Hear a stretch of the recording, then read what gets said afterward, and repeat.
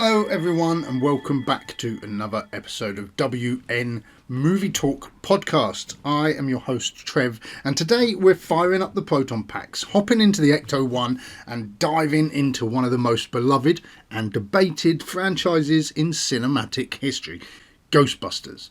Specifically, we are tackling all four of the sequels to the original 1984 classic. That's right, we're rewatching, discussing, reviewing and ranking Ghostbusters 2, Ghostbusters Answer the Call, Ghostbusters Afterlife and Ghostbusters Frozen Empire. Each of these sequels has brought something unique to the table, but let's be honest, the fan reactions over the years have been as varied as Slimer's tastes in snacks. We'll start with Ghostbusters 2 in 1989, which reunited the original cast for another round of ghost-busting action. It's often remembered for its lighter tone, the ever-creepy Vigo the Carpathian, and that unforgettable moment with the Statue of Liberty. But does it stand up to its predecessor, or did it play things a little too safe? Then there's Ghostbusters Answer the Call from 2016, a complete reboot that divided fans from the get-go, with an all-new team of hilarious women Ghostbusters led by Melissa McCarthy and Kristen Wiig. It tried to take the franchise in a fresh direction. Whilst praised for its comedic energy and modern twist, it's often criticised for its uneven pacing and over-reliance on CGI. Does it deserve the backlash, or is it worth a second chance? Next up is Ghostbusters Afterlife, a love letter to the original, packed with nostalgia, heartfelt moments and a new generation of Ghostbusters. But while many appreciated its emotional connection to the original cast, some felt it leaned too heavily on fan service. Did it strike the right balance, or did it just play the nostalgia card too often? And finally, we'll dive into the latest instalment, Ghostbusters Frozen Empire. Ghostbusters Frozen Empire, the Spengler family returned to New York City to revive the iconic Ghostbusters business. Whilst it's a nostalgic homecoming to the beloved firehouse and the streets of New York, many viewers have criticised the film for its overly complicated plot and an overcrowded cast that left the story feeling muddled. Ranked as the lowest Ghostbusters movie on Rotten Tomatoes, it's been mixed with mixed reactions. But is it truly as bad as the critics claim? We're going to find out today as I revisit all the Ghostbusters movies and, for once and for all, determine their rank. So grab your PKE meters and stay tuned because we're going to break it all down, the good, the bad and the ghostly, and rank these sequels from worst to best. And by the end of this episode you'll know exactly where each one stands in the Ghostbusters legacy. Well, according to me. So yeah, I will be ranking the films, but you know, obviously people out there already have ranked their movies as well, so this is just my opinion. I'm not going to go into the first film. We know that's, you know, not been topped yet. Everyone's aware of that. But yeah, the other four films, I think they need reviewing, rewatching. I quite enjoy watching Ghostbusters anyway, even when I moan and complain about them. There's something about the Ghostbusters that still I'm fond of. But each film has little bits that sort of make you cringe and make you think, oh, if only that hadn't have been. So yeah, that's what this is going to be, my definitive sort of review of the movies. I'm going to draw a line under this because I keep bringing it up in different things. I mentioned it the other week only in the remake podcast that I'd done, all about the history of the remakes. So it gives you sort of a sense of what I was doing. But yeah, so I've looked at the movies already, how they've been ranked on IMDb and Rotten Tomatoes. I've done my reviews, so this isn't in any way affecting my outlook, but I just thought it'd be interesting for us to sort of, as a starting point, how are the films faring? And it's quite surprising actually, over on IMDb, that the most popular film was Ghostbusters Afterlife. That's not surprising. The second most popular was what surprised me, as it was Answer the Call. The all-female Ghostbusters came before Ghostbusters 2. It only surprised me because of the backlash that Ghostbusters Answer the Call had. So now I've looked into it, I'm like, oh, that does surprise me that Ghostbusters 2 should come in third. And it's no surprise to me that Ghostbusters Frozen Empire has come in fourth place there. Over on Rotten Tomatoes, it's slightly different. Ghostbusters Answer the Call was placed the most popular, number one. with Ghostbusters Afterlife coming after it. So the critics and users alike have voted Ghostbusters Answer the Call as their all-time favourite sequel, followed by Ghostbusters Afterlife, then Ghostbusters 2 in third, and then Rotten Tomatoes has said that Ghostbusters Frozen Empire is in fourth. So Ghostbusters on IMDb has 7.8 stars out of 10. Ghostbusters 2 has 6.6. Ghostbusters Answer the Call 6.8, Ghostbusters Afterlife 7, and Ghostbusters Frozen Empire 6.1. So they're all above average over on IMDb there. Over on Rotten Tomatoes, not quite the same. 95% Ghostbusters had on Rotten Tomatoes. Ghostbusters 2, 55%. So a massive drop from the first to the second. Then Answer the Call, 75% on Rotten Tomatoes. So it's quite a big jump up from the first one. And Ghostbusters Afterlife, 63%. So it drops again. And then Ghostbusters Frozen Empire is an appalling 42%, not below average, according to the critics. But anyway, that's enough of that. Now we'll take it film by film. So let's get started. So in 1984, the world was introduced to Ghostbusters, a supernatural comedy that blended sharp wit, inventive special effects, and a little bit of slime. Directed by Ivan Reitman, best known then for his films Meatballs and Stripes, both starring Bill Murray. The film was written by Dan Aykroyd and Harold Ramis, who also starred in the film alongside Bill Murray. Ernie Hudson, Sigourney Weaver, Rick Moranis and Annie Potts making up the ensemble cast. This iconic ensemble brought to life the story of a group of eccentric parapsychologists who start a ghost-catching business in New York City. The film had a modest production budget of $30 million but became a runaway success, grossing nearly $300 million worldwide at the box office. Its popularity quickly turned it into a cultural phenomenon, spawning catchphrases, merchandise and even a chart-topping theme song by Ray Parker Jr. The success of Ghostbusters also led to the creation of The Real Ghostbusters, an animated series that kept the brand alive for years, introducing the franchise to a younger audience. But despite its massive success and the clear potential for a sequel, the path to Ghostbusters 2 wasn't straightforward. Scheduling conflicts, creative hesitations and other studio priorities delayed the project. Dan Aykroyd's ambitious ideas for a follow-up also needed reining in before a script could take shape. By the time Ghostbusters 2 hit theatres in 1989, fans had been waiting 5 years, which, in Hollywood terms, is practically a lifetime.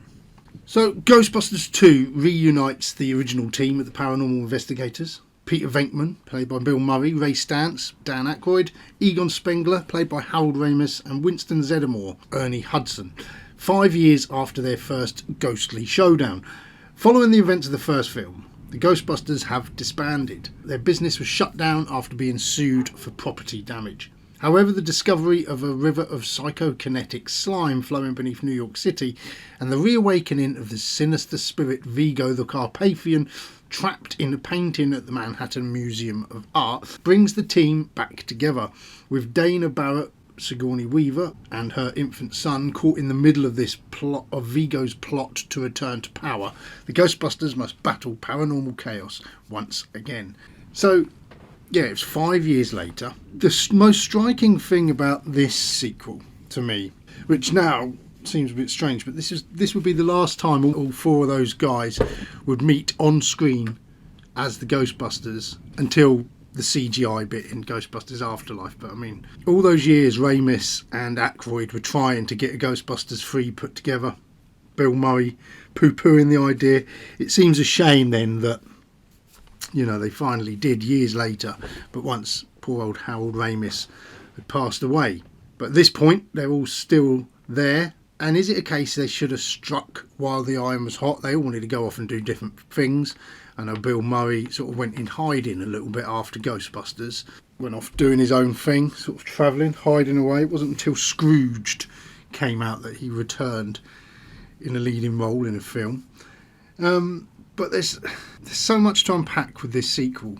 And I've mentioned before in different episodes when we've discussed briefly Ghostbusters 2, that what I think lets this film down is them trying to capture what made the first one so great. So whereas in the first movie, you got lines like, he slimed me, we came, we saw, we kicked his ass, things like that came natural from the guys ad-libbing and going over stuff. In the sequel, there's very much a sense of they're trying to recreate those iconic moments. And the one that really stands out to me, and it's so cringeworthy, it's awful, is when they're having the court case and the judge is trying to put them under and he's getting angry.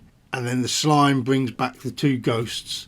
And once the Ghostbusters have permission to sort of capture the ghosts, and they put them away into the traps, and there's a silly bit where they sort of sing stroke rap this saying, 2 in the box, ready to go, we be fast and they be slow. It's shit, isn't it? It's like the we came, we saw, we kicked his ass, which went, become an iconic quote from the original film. It's like they're trying to recapture that, and it doesn't work. And there's so much of this film that is trying to recapture what's already been established, that they sort of confuse whether this is a sequel to the first film, whether it's a sequel to the cartoons. I think that's what the studios were afraid of, that the children would watch cartoons and not know who these Ghostbusters were. But as a child from the 80s, I was watching the cartoons, but I was still watching the film. And I remember when Ghostbusters 2 came out, I was like, why has Winston not got a moustache? Why has Janine's hair gone all weird like that? It was copying the characters from the cartoon. And the same with let's have Slimer floating around the fire station, He'd become more of a character in the cartoons. And there's that confusion then. I think they should have just continued from the original film. But now there's this confused, blurred area between the two that sort of doesn't make it gel with the first film. The next thing I noticed rewatching Ghostbusters 2 was the change in the music. So the Ghostbusters tune, not the theme tune, not the Ray Parker Jr. song, but the actual score by Elmer Bernstein. There's some great tunes through that original film, and it's got this comedy element to it that just sums up the characters, and you don't realise they're missing until they return with this music in Ghostbusters Afterlife. You don't realise that it's missing, but watching it now, like the opening scene where the pram is being taken away from Dana and she's chasing it, it's this really generic sort of 80s sounding score by Randy Elderman. There's nothing groundbreaking, it's just sort of there doing its thing. And I think you don't realise how amazing the original soundtrack, the original score, not the soundtrack, but the score was.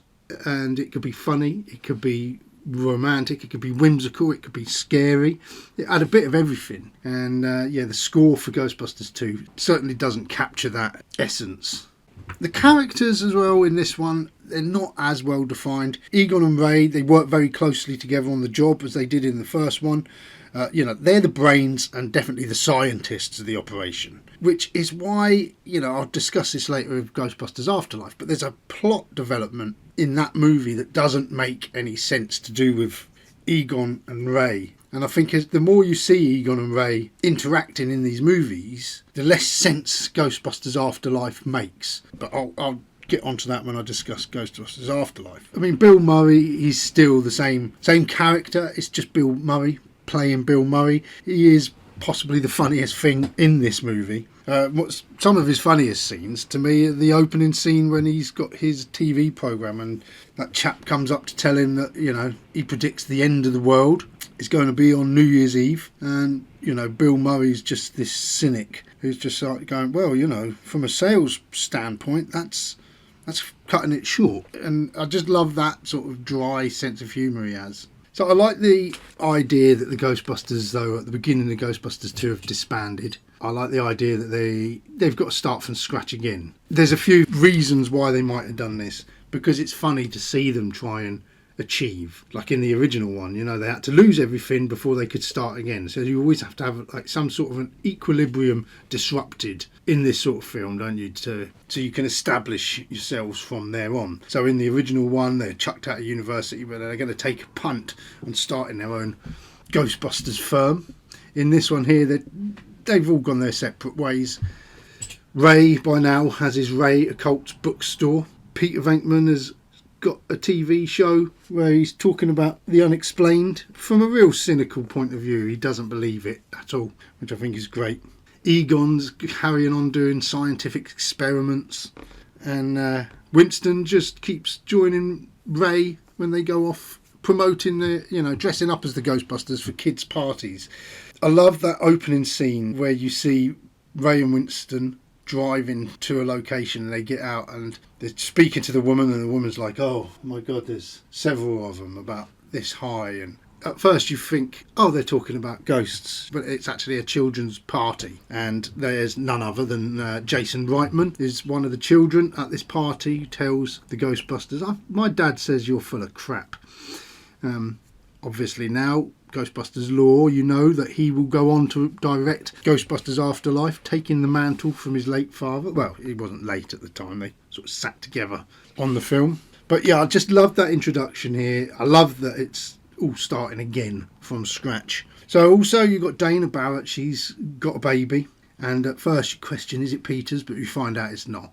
Now, why wouldn't, if they was together at the end of the first one, shouldn't they be together at this one? Some might ask, but there's probably no fun in Pete Venkman being married to Dana Barrett, is there?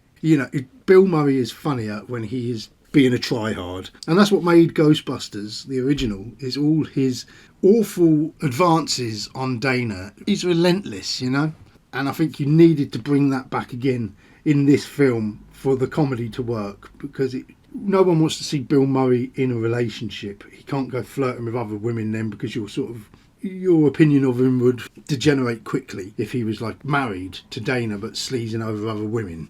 But you want to see that side of him, because that's what makes up a lot of his character. So I think they had to split the pair up in order to sort of give them that same dynamic.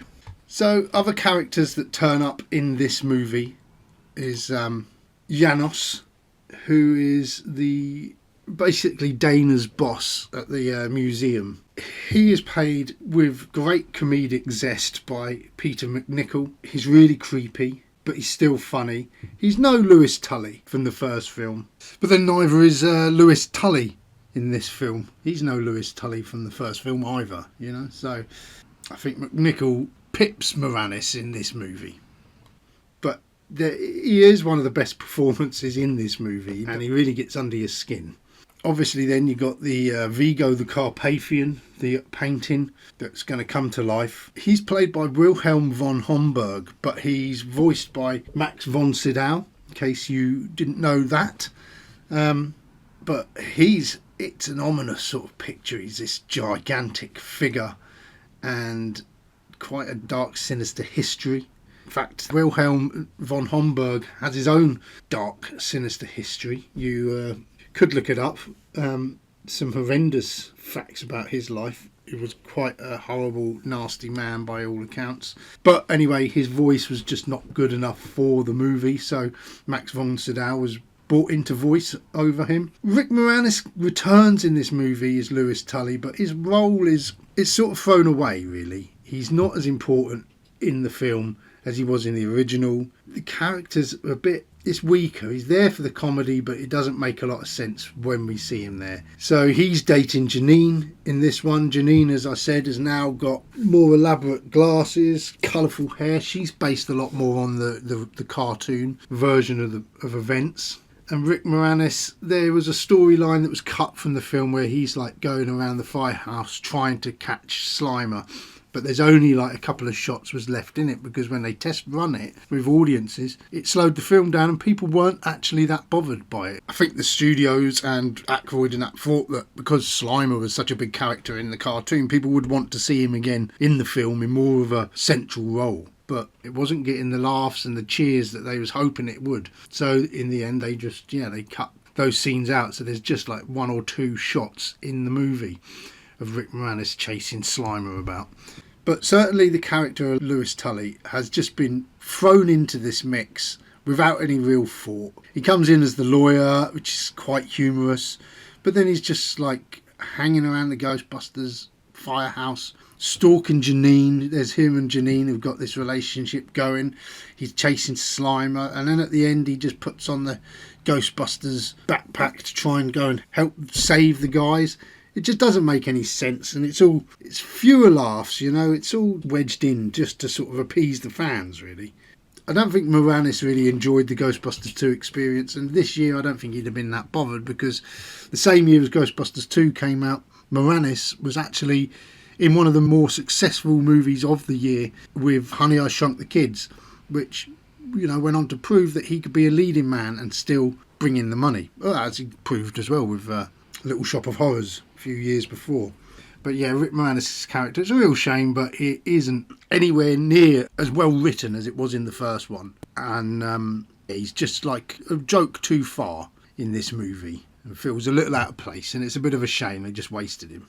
Someone of his comedic talents, he's doing his best with a pretty lame character, really. In this one as well, we don't have Peck. William Atherton played Walter Peck in the original Ghostbusters. He was originally going to reprise his role, but like with many sequels of this sort of calibre, the side players overhedge their bets, don't they, when it comes to making a sequel, and they like, oh, I'll do it for no less than this, and then they get dropped. Like, see Crispin Glover from the original Back to the Future, and Walter Peck here. Yeah, William Atherton sort of rejected and rewritten. In Ghostbusters 2, they've brought in Kurt Fuller as Jack Hardemeyer, and he plays sort of the mayor's right-hand guy, and he's basically the Peck role. He's the one trying to destroy the Ghostbusters and to sort of knock them back. And so the story is, I guess, for the most part, an original movie. I think things that they've done in this film that they possibly didn't need to was having like a bigger-than-life monster at the end. Or this time it's the Statue of Liberty walking around the town. You know, last time it was the Stay Puft Marshmallow Man. Do we need that kind of ending again? But at least they went down a different path with the painting and the river of slime underneath. Slime is a massive part in this film. I think because slime was so iconic in the original movie that when it came to making the sequel, there's tons and tons of slime in this movie. Also, you'll notice that, like, you know, at this point there's a lot of real Ghostbusters toys being produced, and kids are lapping that stuff up. And at the time, the toys had, well, you know, any slime you got with the toys was this pink slime. So is that why in this movie the River of Slime is pink? I think it looks quite cool as that pink slime, to be honest. I think it looks better than it would have if they carried on the green slime, but it definitely sort of has that iconic effect. There's some great shots and great sequences at the beginning when they are going down trying to capture the slime. So in this movie as well, it was Boss Films in the original film who done the special effects, Richard Edlund's Boss Films. In this one they went with ILM. So I'm sure ILM wouldn't have been the cheapest, but with the original film they wanted ILM but they couldn't get them, so Richard Edlund started up Boss Films. I've discussed all this in my Ghostbusters episode. It's worth scrolling back to find out, you know, all the making of details in that episode there. So it just seems a bit of a shame that they sort of left Richard Edlund and his production company in the wayside, really, after they was as much a part of the Ghostbusters success, you know, as Reitman and Murray and the likes. But yeah, they didn't get the effects in this one. And to be honest, a lot of the effects, some of the effects were a bit shocking in this. They were so busy they couldn't do them all themselves, so they shopped them out anyway. But like the scene at the beginning when Vigo first communicates with Janosch and it zooms into his head in the painting and it brings it up, it just looks superimposed. There's nothing amazing about that. There's a few bits in here where the special effects aren't as astounding as they were in the original. The baby on the ledge looks awful. The baby becoming possessed by Vigo in the museum is an awful shot. Just some real cheap and ineffective special effects, which makes me laugh because the original film with Boss Films, you know, they was having their test footage put up on the screen and it came out all right, whereas now they're paying top dollar here for ILM, and some of the effects just aren't that impressive at all. Like, and especially for me, the pink slime over the museum just looks superimposed. And when the Ghostbusters come up and they're trying to break through the pink slime, and then they realise they can't because there's too much resentment and hatred in New York. And then the film sort of, the ending of this film is borrowed years later in Elf, where they need a symbol of goodwill to the people of New York to help them break in through the slime. And they use the Statue of Liberty. And then later on, as they're inside and they're fighting, and then Vigo, he possesses Ray, but he's beaten back by the crowd singing outside. And it's like, Christmas cheer for all to hear. It's just like the ending of Elf. And their Christmas spirit helps to defeat Vigo. So I think a lot of the things with the series, as the Ghostbusters films have gone on, Aykroyd has always very much been a driving force behind it. He's had this ambitions of seeing Ghostbusters become this franchise that he would like to have seen TV shows and movies, and he likes the direction it's gone in with the kids in the newer films. He wanted something like that for Ghostbusters for years and years. But I think at this point in his career, Ghostbusters II, 1989, Aykroyd had already peaked. So I think he saw this Ghostbusters franchise as some way of remaining important and keeping up with, keeping ahead of the game at a time when his own career was starting to, falter. He wasn't as funny as he used to be. Him and John Belushi, films like The Blues Brothers and that, they were stealing the show ahead of the game. But I think after Ghostbusters, you see Aykroyd sort of trying harder, and this film is just littered with bits where Aykroyd is trying too hard, and it's like his character in this has to feels the need to rhyme with everything anyone says. Like when they spray Janos with the slime at the end in this finale, Winston says, "1 down," and then Ray says, "on the ground." And it's like everything that anyone says, they're trying to rhyme. And it's like he's trying to capture these moments in the same vein as the kind of spontaneous quotes and sound bites from the original movie, which, went on to be these iconic moments. But here, they're just not there in this film because he's trying his hardest to make them moments. So it's like, Dana's return in this is convenient. Obviously, Sigourney Weaver is a massive talent, and at this point in her career, she was much sought after in the 80s. So to have her back on board was another sort of a guarantee that people would go back and watch. Oh, if Sigourney Weaver's in this, it's got to be decent. And like I said, it also helps Murray's character if he's pursuing someone. Okay, it didn't need to be Sigourney Weaver. It does seem a bit too convenient that Dana, again, is in the middle of this plot, another god from the past, trying to wheedle his way back into today via Dana. It just seems a bit far-fetched. But, she does have this good chemistry with Bill Murray. It also gives Murray a bit of separation from the other Ghostbusters. A lot of his scenes, he's on his own or with Dana. The Ghostbusters, Ray and that, they have a lot more scenes together without Bill Murray. And I think a lot of that is because of the slime factor as well. Bill Murray was the one who got slimed in the original film, and in this sequel, he's basically said he didn't want any dealing with slime. He wasn't that bothered about the slime. So you've got set pieces here where like Ray, Egon and Winston go through the tunnels under the ground to find the river of slime, and then they get covered in slime. All the while, Bill Murray's on his date with Dana, keeping him away from the slime. There's a couple of montages in this film, but very much Ghostbusters 2 is just trying to make the original movie. Again, it's very formulaic. There's montages in the same place.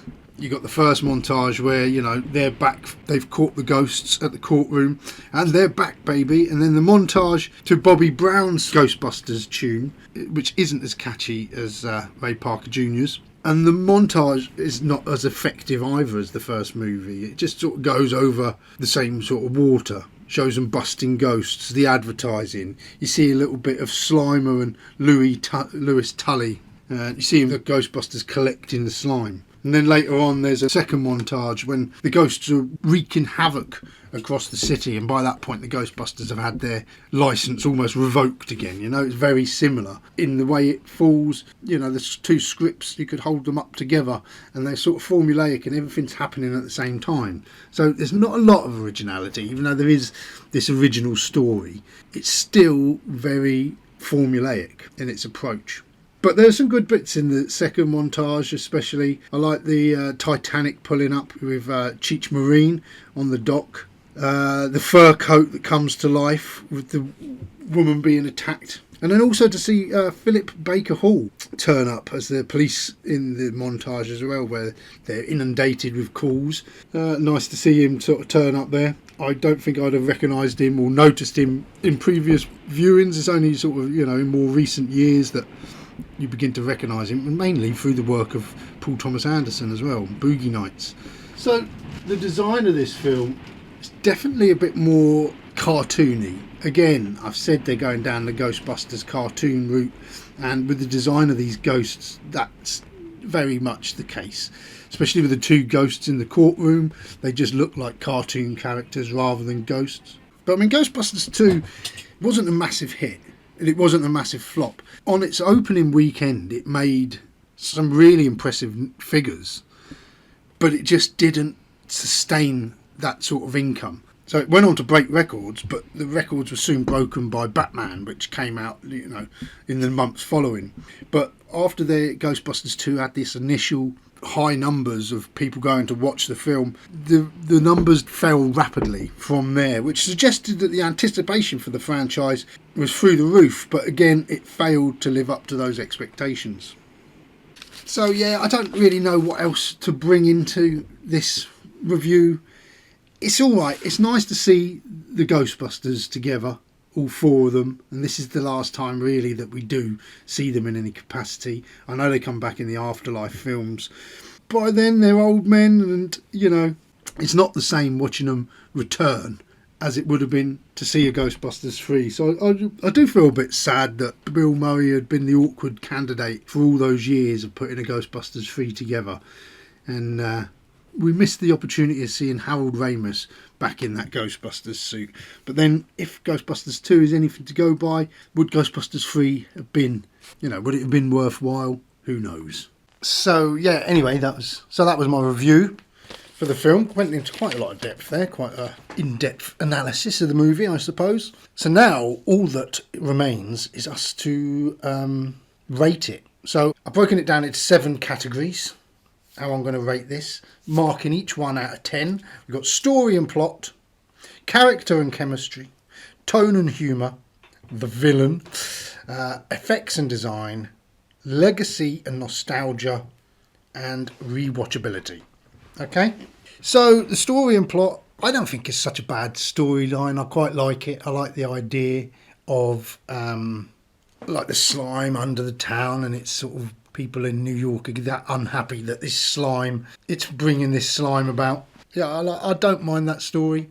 A bit convenient that it's got Dana back in the fold and she's in the centre of it all again, but then, she's a great character, which go on, and it's good to see her in the film, really, because she was one of the standout performances in Ghostbusters, another thing that made the original so great. So the story and plot, I'm going to give it 7 out of 10. I think it was all right. Characters and chemistry. Now, it's great to see the original Ghostbusters. I know I sort of mentioned Dan Aykroyd is a bit hit and miss in this film, but there are some great bits in here. The scene where they're digging up the hole in the, digging up the road, and the police come over and, they start putting on their Brooklyn accents and, their working class accents. And, that scene is just typical Aykroyd. He's brilliant at that sort of ad-libbing. When you watch his early Saturday night performances, or he can just spiel off these roles, and seeing him and Murray interacting there was great. And yeah, it's just nice to see all the original Ghostbusters. So I'm going to give the characters and the chemistry, I'm going to give it an 8, because it was great to see them. And even Winston, he's glad to be back in the fold, enjoying himself. He gets a bit more to do in this movie, so yeah, I'm going to give it that. The tone and the humour is much the same. It's perhaps not as funny as the original, It almost feels slightly darker and more sinister, but I don't necessarily think that's a bad thing. I think when I was younger at the time, I really enjoyed it. So yeah, I'm going to give 7 for the tone and humour. The villain, Vigo's iconic, isn't he? And even Janosch, they're both two great characters that are now synonymous with Ghostbusters as well. So I think that the villains of the piece work really well in this film as well. So I'm going to give that 7. FX and design. Now, to me, the effects sort of let the film down a bit. Some of it is a bit poor. As I said, it's like a cheap knockoff ILM almost, in some places. And the design, they haven't really evolved at all. And then the design's got a bit confused with the real Ghostbusters as well. So yeah, effects and design, I'm going to give it a 6. Oh no, I'm not. I'm going to give it a 5 this time. I'm going to give it a 5 because it's not really brought anything new to the table. Legacy and nostalgia. Now, as I said, it might not be as good as the first one, but it is iconic. I did enjoy it more this time. The last time I watched it, when me and my son watched them all through before we went to watch Ghostbusters Afterlife when that first came out, I wasn't that impressed with Ghostbusters 2. But having just watched it again now to study it, I quite enjoyed it, and it's got, it is nostalgic. It is part of the Ghostbusters legacy. I like the way that they're having to get back on top. Yeah, I like it. So I'm going to give it a 7 for that. And rewatchability, I must have watched this film hundreds of times really, and there's still some great performances throughout it. Like I say, Bill Murray, he steals the show really. It's nice to see the villain, the mayor's mate, as well. I quite enjoy watching him. He's a bit more comical than Peck, but without being over the top. You need a bastard, don't you, in these films? So yeah, I quite enjoy rewatching it. So 7 there. So I'm going to tot up these scores, tell you what we've got out of a possible 70. Ghostbusters 2 has scored. Now remember, this is just it's just kind of like my opinion, 48. So 35 is the is sort of midway. So this is over half, above average. So yeah, I think I'm quite happy with that. 48. Next, we're going to look at Ghostbusters Answer the Call. Let's do that now. So Ghostbusters Answer the Call from 2016 serves as a reboot for the iconic franchise. Arriving 27 years after the events of Ghostbusters 2, this fresh take on the Ghostbusters movies reimagines a story with an all-new team of paranormal investigators led by Erin Gilbert, Kristen Wiig, a physics professor striving to build a respectable career, and Abby Yates, Melissa McCarthy, her eccentric, ghost-obsessed former colleague. Joining them are Gillian Holtzman, Kate McKinnon, a brilliantly quirky engineer, and Patty Tolan, Leslie Jones, a no-nonsense MTA worker with an impressive knowledge of New York City's history. Together they unite to save Manhattan from a supernatural apocalypse triggered by Rowan North, an embittered outcast with plans to unleash an army of ghosts on the city. The reboot was conceived as a fresh start for the franchise, with the original cast aging out of their roles and previous sequel ideas failing to materialise. Director Paul Feig sought to bring new energy to this series and opted for an all-female led team and a comedic tone reminiscent of the original films, whilst giving the story a modern twist. Despite its bold ambitions, Answer the Call received mixed reviews. Fans praised the chemistry of the cast, Kate McKinnon's standout performance and the creative ghost designs, but the film was criticised for its uneven pacing, reliance on CGI and divisive humour. Its release also became embroiled in controversy over its reimagined direction, with some questioning the need for a reboot instead of a direct sequel. While Answer the Call didn't fully reignite the franchise as hoped, it remains a polarising yet notable entry, offering a different perspective on the ghost-busting legacy. But having just recently rewatched it, is it as bad as many make out? Well, judging by the ratings on IMDb and Rotten Tomatoes, it's got a bit more of a following now than it ever did have. I don't mind the film. The more I watch it, the more I enjoy it. I don't mind the cast. I don't mind it being all females. I suppose at the time I was probably a bit like, what? I didn't understand why they was doing that, but now I sort of know a bit more about Paul Feig. Bridesmaids from 2011 was a massive success, and I think he sort of saw that the only way he could do a Ghostbusters film was to sort of follow in that vein. Now, the cast, they're not unfunny women at all. It is in much the same vein as the original Ghostbusters, in that they've given these comedians these roles to play. I'm sure there's a lot of ad-libbing and sort of a lot of the jokes coming around in the comedy. But I've said it before and I will say it again. The biggest fault of this film is the comedy. There's too much comedy. There's wall-to-wall comedy. There's no break. Now, I know what do you expect from a comedy? Comedy? But every single character that comes in this film, everyone they meet, everyone who calls for the Ghostbusters, every policeman, every man behind a desk, they're all hilarious or trying to be hilarious. It's like everyone in this film is fighting to be the funniest thing in this film. And for that reason, it just doesn't work for me. It's just too much. Like, for example, when you got Kristen Wiig at the beginning and Ed Begley Jr. comes to sort of say, look, we're having haunted house issues. Even he is just got to be funny. Every line is a joke and it's just too much. Why Ghostbusters worked, the initial Ghostbusters, and even the sequel, I haven't watched that again. And there's a line in Ghostbusters 2 that Bill Murray says, and he says, you're scaring all the straights, basically, when they go into the restaurant, he's having a meal with Dana, and the guy's coming all covered in slime. Everyone else in New York is a straight face, except for the Ghostbusters. That's where the comedy comes from. And this is just too much comedy. It's just... What it feels like to me is an SNL sketch of Ghostbusters, but for 2 hours long, or 2 hours and a quarter if you're watching the extended version, which I watched as well. It's frustrating and it becomes unfunny because it's everyone trying to be funny.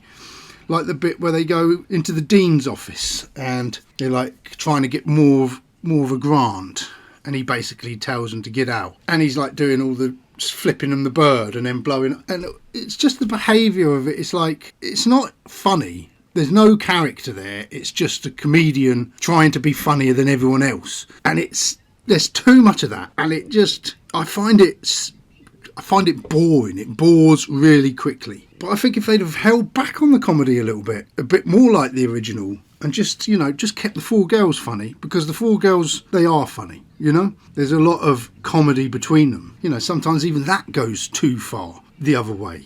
But I'll get more into that in a second anyway. So we'll look at the main characters, played by Kristen Wiig, Melissa McCarthy, Kate McKinnon and Leslie Jones. There's moments in here where they become like your drunk aunties at a wedding, and it's quite embarrassing and cringy. I'm sure that women might say the same about the blokes Ghostbusters, There's some scenes in Ghostbusters 2 where Dan Aykroyd in particular sort of goes over the top a little bit, or his performance seems slightly immature, childlike almost. Well, in this, this happens quite a bit, especially Gillian Holtzman, who I think is a great character. She's the sort of the Egon character. And I think her performance is brilliant and it is funny, and she's got gets a lot of the best laughs in the film. But she often takes the comedy a little too far and it becomes embarrassing, I think Leslie Jones as Patty Tolan doing the same thing as Winston here. She just turns up as the more working class member of the Ghostbusters. She's got no degrees in science, but she becomes an integral part of the team, similar to Winston. I must say that Patty, she does a lot of shouting, and I can't stand shouty performances. That marks the film down for me. I did like the friendship between Melissa McCarthy's character and Kristen Wiig's character. At the beginning, they're a little bit estranged from each other. I like that Kristen Wiig's trying to deny the existence of ghosts. Melissa McCarthy is embracing it, and her and Holtzman have gone that little bit further with creating the Ghostbusters. Kristen Wiig obviously is, out of the equation. She's coming back in. And I like their friendship, and it does feel sort of genuine, and there's a lot of good laughs between the two. Another bit that I think is a fan favourite, people love this, but I found it, again, it bored me really quickly, was the Chris Hemsworth character as Kevin, the ditzy blonde secretary. my God, it's just too stupid. After a while, it's just like, oh God, it's everything he says. It's cheap comedy. It's easy comedy. And I'm not a big Chris Hemsworth fan anyway, myself. But to be honest, the tone of this film is just off. It doesn't really know who it's aiming at. I was reading an old Letterboxd review that I wrote of it, and I put back then, this is when it first came out, women who like Bridesmaids probably ain't that into Ghostbusters, and the people who like Ghostbusters probably don't like Bridesmaids. And it's like they're aiming for both audiences but capturing neither. The film does seem like it doesn't know which direction it's shooting in, to try and catch an audience. And it doesn't matter how hard they try to hide that lost tone with comedy, it just all seems a bit messy. But what I did like, going back to discussing Kate McKinnon again, her Gillian Holtzman's character, the Egon Spengler sort of character, I love that she's always tinkering with gadgets, and there's always the design of the gadgets, she's working on them, and what you see early in the film, the next time you see it's slightly different, and she's adjusted this and adjusted that.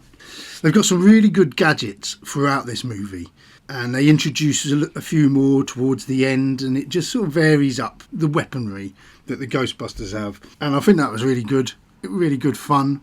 So I love the Gillian Holtzman character when she's hooking her friends up to the new gear, and she's always playing down how dangerous it is, you know. And you see Sigourney Weaver, she has a cameo later on, and she comes in sort of going over all the equipment and just reiterates how they probably shouldn't be working around it all because it's lethal. And then that Gillian Holtzman just sort of always just shrugs it off. And there's some real good comedy in that part of her character, which sort of extends from where in Ghostbusters, you know, they switch on the backpacks and then everyone backs away from it in the lift in the initial scene when they're going in to catch Slimer the first time around. But they sort of work that joke into that Gillian Holtzman character, and it keeps coming up and it gets funnier and funnier. There's a few little sort of running jokes throughout the film. Some work better than others. Kristen Wiig just getting slimed on every single time, every opportunity she's slimed again. And Melissa McCarthy's joke with the wontons in a Chinese soup is another joke that one sort of outstays its welcome a little bit. Okay, so they're not in the firehouse, they're living up above a Chinese restaurant, but it still feels like the Ghostbusters HQ. Again, they're in the Hearst. It's not quite the same version of the Ecto-1, but still, you know, fairly decent design, keeping it within the limits of what Ghostbusters has been so far, but by also going that little bit further with the design work of all the gear. Something that sort of felt stagnant in the second film was the gear hadn't changed that much. They introduced the slime projection backpacks, but apart from that there was nothing new. But I absolutely loved the design in this film. I think that's one of the highlights of this movie, was how they have changed the design. What I really loved was the proton packs, when they're using the proton packs and the streams that come out, almost like lava, you know, there's like a liquidy sort of feel to it, and it's not just this light being projected, there's bits splashing off, and it just looks really, really quite cool. I really enjoyed that. I'll also mention that I watched this version in 3D. I've been going back through a lot of my old 3D films, as I said, and Ghostbusters Answer the Call in 3D started off not that great. I kept thinking, is this just a conversion 3D? Because it didn't look that impressive. But then it did start to pick up, and the end half I thought was a lot better than the beginning half. But then I did notice that the film is filmed in a letterbox sort of widescreen format, but every now and again there'll be like the ghost that projectile vomits all over Kristen Wiig. When she projectile vomits, I noticed that the sick coming out towards you in the 3D protrudes the letterbox, the black lines of the letterbox. It comes out in past that. And I thought, oh, that's quite effective. And then I noticed at the end that when they get sucked into the vortex, into the other world, and Kristen Wiig chases Melissa McCarthy into there to rescue her, all of a sudden the letterbox is gone, and the screen is it fills the whole screen up on my TV. There's no black bars. And that looked so much more impressive, and I was thinking, why didn't they just do that to the whole film? That would have looked a lot better than trying to have this widescreen that they're bouncing out of. So there's a lot of other characters sort of pop up in this. I did enjoy Rowan North, played by Neil Casey. I thought he was a good character, sort of a bit nerdy, a bit weird. The underdog turned villainous, and I quite like that sort of a character. I think there's a lot to be said for characters like that, rather than just egomaniacs all the time. It's the people who are trodden on who often get more bitter. So I quite enjoyed that, and I quite enjoyed that he's almost as technically advanced as the Ghostbusters themselves, and he's creating all these packs that he's putting around to help awaken the ghosts and to speed up the impending apocalypse. However, he's no Janosch. You know, he's not as iconic or as memorable as Janosch. He plays it more sort of subtle, but, you know, he's not there in the final act because he possesses Chris Hemsworth. So the actor's finale, I guess, was sort of thrown away. It could have been handled a bit better. And then I didn't mind how the Ghostbusters themselves all have cameos here, but they're not actually Ghostbusters. But already we've lost Egon, so you just literally see his head as a bust in the college in the opening scenes. Dan Aykroyd turns up as a cab driver who is knowledgeable in his ghosts. Ernie Hudson plays Uncle Bill, who turns up at the very end to get his hearse back from Leslie Jones's Patty. And then Bill Murray comes in as the ghost skeptic who wants to prove that the Ghostbusters are fake. I think I enjoyed seeing them in these little sort of wink and nods. It's just a shame, ultimately, that we didn't get to see Ramis return and them to all have one more outing as the Ghostbusters, as I've mentioned. You know, that would have been the ideal thing, just to have 3 films with them 4 guys.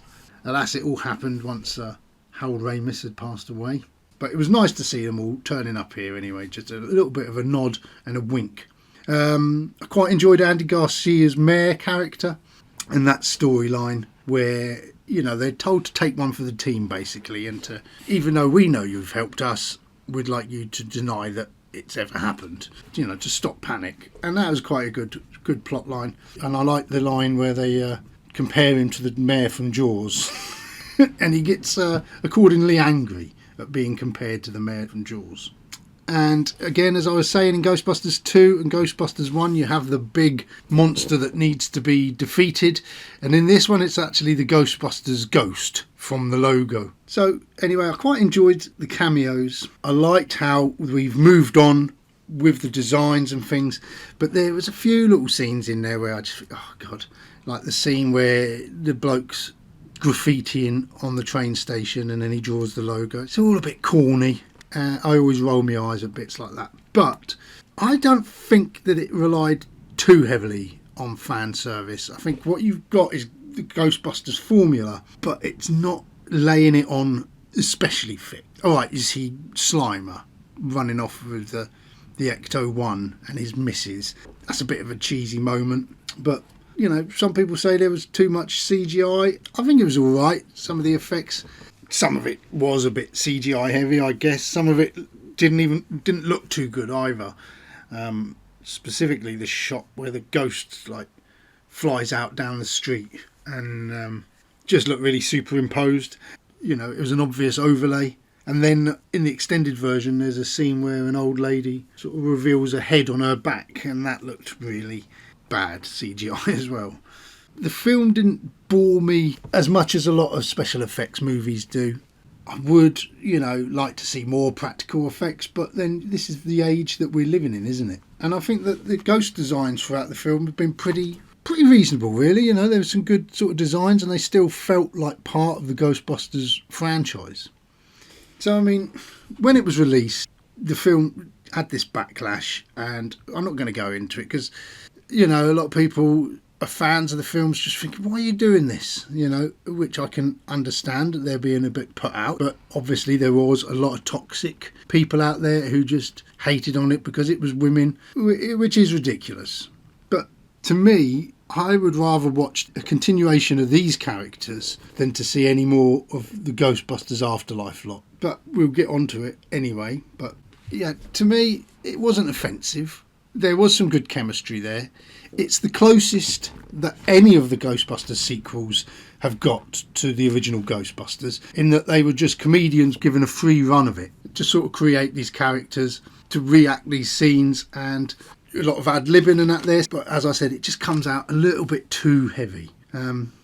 So yeah, I think I've said all I need to say about that. So yeah, now it's down to the ratings. So let's rate this. So we've got story and plot. Now it's much the same as the original story, isn't it? It's not a lot of originality there. It's slightly different with this, you know, the character creating the technology to bring the ghosts. So that's new, but it is pretty much set to the same formula as the original Ghostbusters. So I think I'll give story and plot a 6. Characters and chemistry. Now, I like the characters, the main characters, and I like the chemistry there. But marking out of 10, I'm going to have to mark it a 6 again, because there's too many comedy characters there, and it destroys the chemistry. It's just, yeah, it's like I said, it's like a Saturday Night Live sketch. So the same with the tone and the humour. I'm rating that down to, I'm going to give that a 5 because, no, I'm going to give it a 6 because it is funny, but it's, like I say, it's just too much. The villain, the main villain, I quite liked it, but I think they could have done something different in the end rather than giving it to Chris Hemsworth. So yeah, I'm going to give that a 6 out of 10 as well. Pretty middle of the road. It's above average, but it's not fantastic. The effects and the design, I love the design. Some of the CGI is a bit poor, but I love all the gadgets, and I love Holtzman creating and tinkering with things, and it's sort of updated things a little bit. But yeah, I'm going to give the effects and the design a 7 here, I think. The legacy and the nostalgia. Now, I suppose the legacy isn't that fantastic because, you know, and it's not the girl's fault, it's not Paul Feig's fault, it's probably the fans' fault for making such a fuss about it, and they'll probably never make a sequel to this Ghostbusters. We'll probably never see these again. So I suppose their legacy has ended there, and it's not too heavy with nostalgia. So yeah, perhaps another 6 for that. And rewatchability. Now, I've watched this 2 or 3 times, to be honest. Does wear a little thin in places. I'm going to give it another 6. So let's get my calculator there. We'll have a little tot up with the total here. So out of a possible 70, we have 43. 43. So it's above average. Not quite as good as Ghostbusters 2, which, you know, it didn't have the original Ghostbusters in it, did it? But anyway, that's how I am rating Ghostbusters Answer the Call. So shall we now have a look over at Ghostbusters Afterlife next? I think we should. Should we do that, Trevor? Yes, let's do that now. Ghostbusters Afterlife from 2021 is a nostalgic yet fresh continuation of the iconic franchise.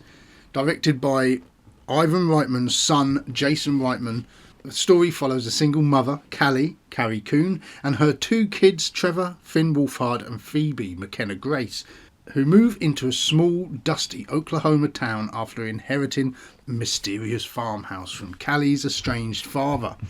As they settle in, Phoebe discovers her grandfather's hidden legacy.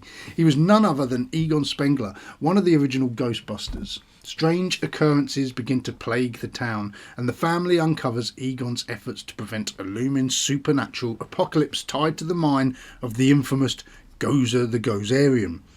With the help of their science teacher, Mr. Gruberson, Paul Rudd, and their newfound friends, Trevor and Phoebe, step into their grandfather's shoes, donning proton packs to save the world from an ancient evil.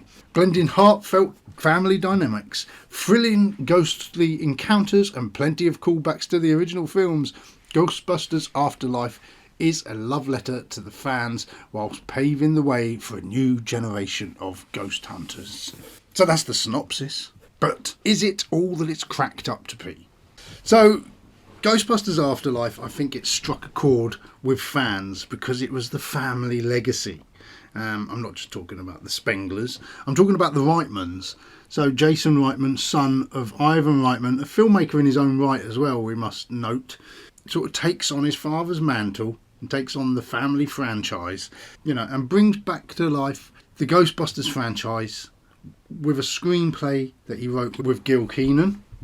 And in Jason Reitman's style, it follows a sort of family dynamics. He thought he wanted it to make it a bit more personal than just the three guys, Worked hand in hand with his father. I think his father was chuffed when he took the plot to his dad, and they took it to Sony, and obviously Sony ran and went with it.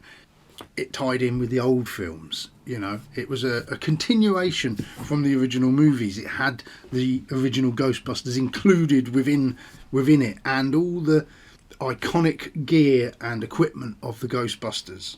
I remember when the first trailer came out, I was a bit sceptical back then. It just felt a bit too nostalgic, and the trailers played and there wasn't actually any jokes in the trailer, and I think that's part of the Ghostbusters is the comedy. So I was a bit sort of daunted, I was a bit put off by that, and I was also, I'm not going to lie, put off by the fact that it's children Ghostbusters. It just seems it's pandering to the children a little bit too much to me. That was how I felt going in. But, at the same time, I was excited to watch the Ghostbusters and see if they've got it right, So, obviously, again, they tying it into the Egon Spengler character, because Harold Ramis had since passed away, in between. He was the only Ghostbuster not available. And as Ivan Reitman mentions in one of the documentaries on the disc, that the film, with its ties to Egon, it was a nice nod, and it felt like their family had been sort of broken up with the death of Egon Spengler. He says that they are a Ghostbusters family, and it's nice to see them all come back and work together.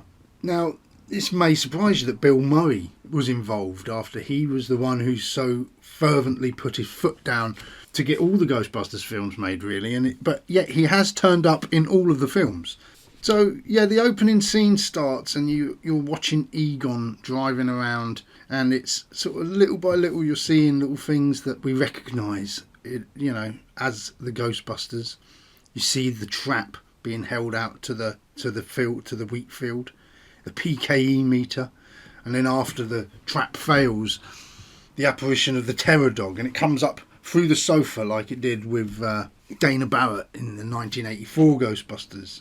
Now, to me, this is one of the faults of the film, and I will discuss it further as we carry on, but they just went completely back to the 1984 and said, let's do that storyline all over again, and then just basically remaking the film. So yes, this is Ghostbusters in the middle of nowhere, a new location, but already it's just reusing those same things, and I think I've said it before, this film is guilty of immense nostalgia baiting. But is there more to it than that? Another point I don't get is the Spengler family dynamic. Alright, I understand that the mum's single, she's estranged from Egon, but that timeline in the background doesn't make sense. There's a lot of things in this film that don't quite make sense.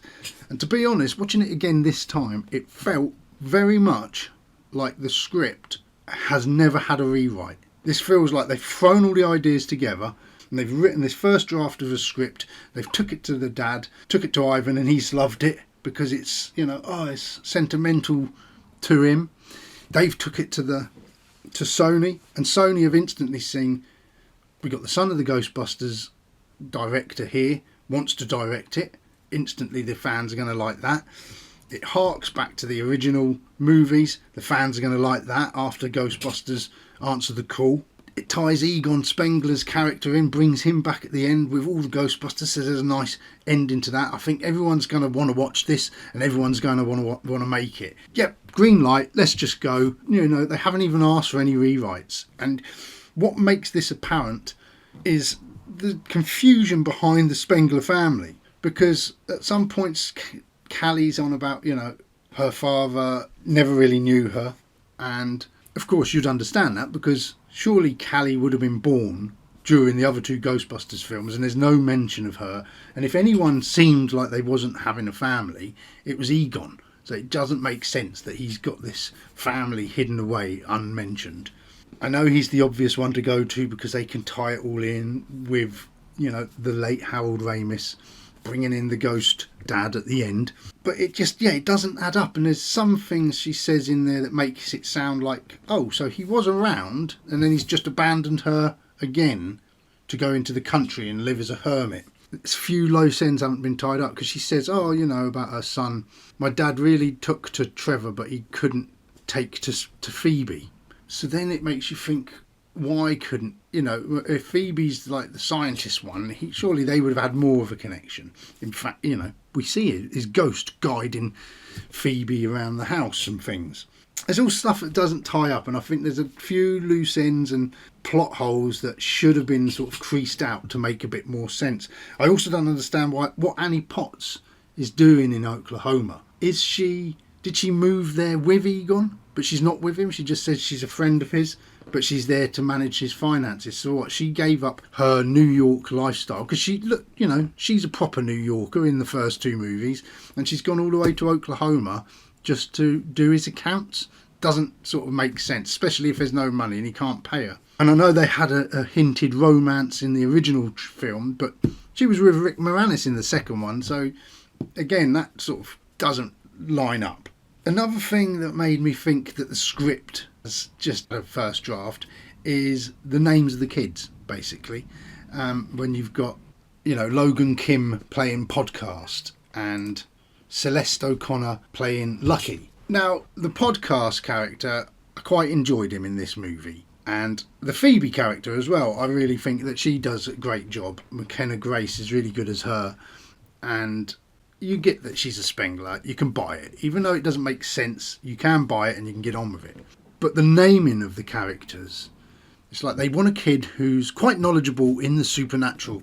Oh, and let's be down with the kids. He can run his own podcast. Can't think of a name for him at the moment, so we're just in the first draft. We'll just call him Podcast till we can think of a name later on. And then they're like, oh, I see this scene where the kids drive through the town and they blast in the proton packs and they're driving the Ecto-1 through this little Oklahoma town. And then they think, well, but they would, if they'd done that, they would get caught. And if they got caught, they'd end up having their stuff confiscated. How do we get out of that? Oh, we need like a lucky break for that. They can have a friend whose dad is the police sheriff and she can get them out. So, let's call that character Lucky just for the time being, And then it's like they've never got the chance to go back and rewrite it.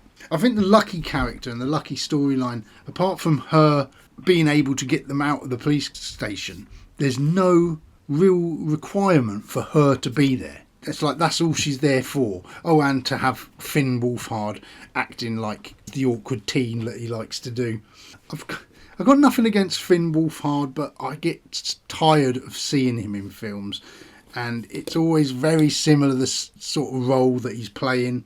I don't like that they sort of pampered to the children and to the Stranger Things audience here. I think it would have been better if they carried on the film with adults. But Finn Wolfhard, all he does here really is, they've got that love story with Lucky, but it slows the film down. There's a few things in here that I just think slow the film down as well. But definitely I think there's been one draft of this screenplay and then they've just gone with it. So the mum as well, she just does everything that a single mum would do in a film, except work. She doesn't work. She's not finding a job. I don't know what she does other than just sort of complain about her life and be bitter with her father. And Paul Rudd as Mr. Gruberson, he's sort of punky in this. Callie takes Phoebe to the school and they bump into Mr. Gruberson, and he's basically a teacher who doesn't want to be there. You kids don't want to be there, I don't want to be here either, so I'm just going to put Cujo on in the classroom. And although it's a good joke, you'd be pretty pissed off if you were sending your kids to school and the teachers were doing things like that. You'd have something to say, wouldn't you? And you'd hope he'd lose his job. And although he's a good scientist, he's not a very good science teacher. And although science is rock and roll, as he says, or science is punk rock, and he's making it out to be cool, if you thought that and you was that enthusiastic about it, you'd be a good teacher. You'd be able to get the kids involved in science and make it more interesting. It's like they've just gone for these gags, but without having to go into any detail of science. But apart from that, Paul Rudd is quite funny in this film. There's a few moments where you just feel that he's a bit out of place. It's like the scene where he walks into the Walmart just before the mini Marshmallow Man pop up. Don't get me started on that. I'll discuss that in a bit.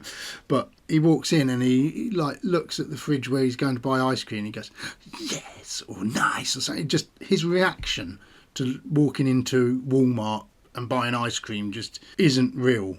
And then also when they only have a little bit of him as sort of the gatekeeper or whichever one it is, and he's lying on the rock and he looks just like Rick Moranis and he walks a bit like Rick Moranis, but they don't really explore the character that much, not like the Rick Moranis portrayal in the original Ghostbusters, but you can see he's doing a poor impression of it, and it's probably best they left it as short and sweet as it was. And at the beginning they're sort of holding out, it's like breadcrumbs. Jason Reitman is, we're going to find things, but we're going to slowly reveal them, and it's all a bit too much.